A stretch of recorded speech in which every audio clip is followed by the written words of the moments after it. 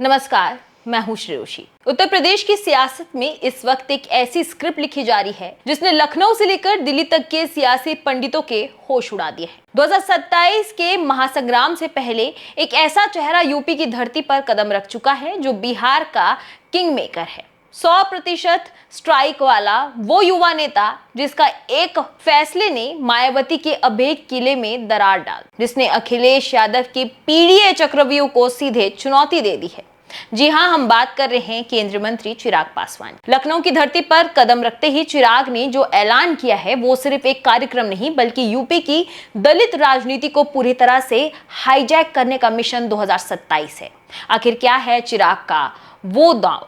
उत्तर प्रदेश की राजनीति में अब सब कुछ भी सामान्य नहीं रहने वाला। बिहार की सीमा को लांघकर लोक जनशक्ति पार्टी रामविलास ने देश के सबसे बड़े सूबे में अपने जड़े जमीन की तैयारी तेज कर दी है।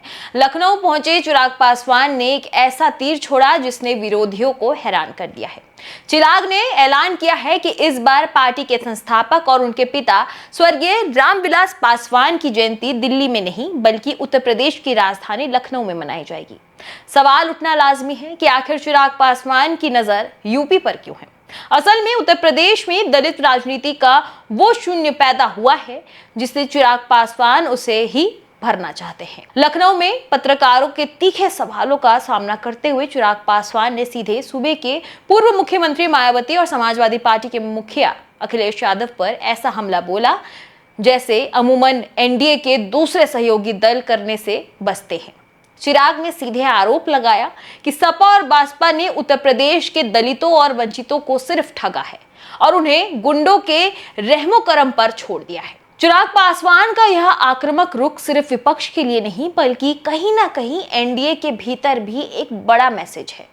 जब चिराग से पूछा गया कि क्या वो यूपी में अकेले चुनाव लड़ेंगे या बीजेपी के साथ गठबंधन में, तो उन्होंने सस्पेंस का एक ऐसा पत्ता फेंका जिसने सस्पेंस को और गहरा दिया। चिराग ने कहा कि वो पीएम मोदी के हनुमान हैं, केंद्र में मजबूत साथी है, लेकिन यूपी में सीटों का फैसला उनकी प्रदेश इकाई और केंद्रीय सांसदीय बोर्ड मिलकर करेंगे। यानी कि चिराग ने साफ कर दिया कि यूपी में वो बैक सीट पर बैठने के लिए तैयार नहीं है। सिर्फ गठबंधन ही नहीं, विपक्ष के सबसे बड़े हथियार यानी कि राम मंदिर दान गमन मामले पर भी चिराग ने फ्रंट फुट पर आकर बैटिंग की। उन्होंने साफ कह दिया कि आस्था के नाम पर भ्रष्टाचार करने वाले किसी भी बड़े अधिकारी या रसूखदार को बख्शा नहीं जाएगा। तो चिराग पासवान ने लखनऊ की धरती से शंखनाद कर दिया है।